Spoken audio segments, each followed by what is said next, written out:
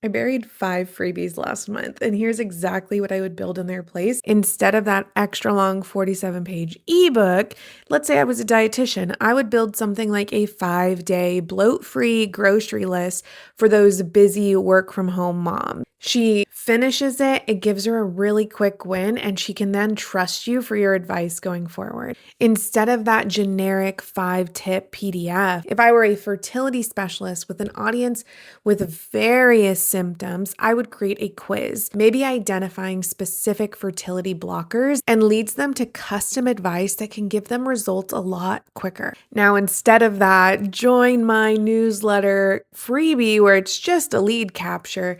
If I were, let's say, a launch specialist, I would give them access to a launch week command center that's maybe an actual Notion template.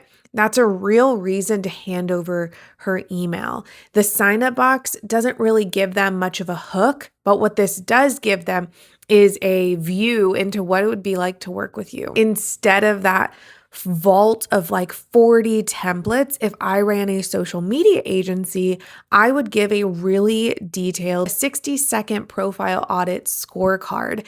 This is one tool that she will actually use, and it beats out those 40 tools that will cause her overwhelm, chaos, and really won't push her forward in any direction. Now, instead of that like off-topic, like viral freebie that's just there to capture as many leads as possible, let's say I was a bookkeeper. I would do a set-aside calculator. How much of the payment is actually yours, which answers something that I know a lot of my bookkeeper friends get asked all the time, which is, oh my gosh, how much do I set aside for taxes? This is a direct question and a direct solution for somebody that is your target audience if you are a bookkeeper.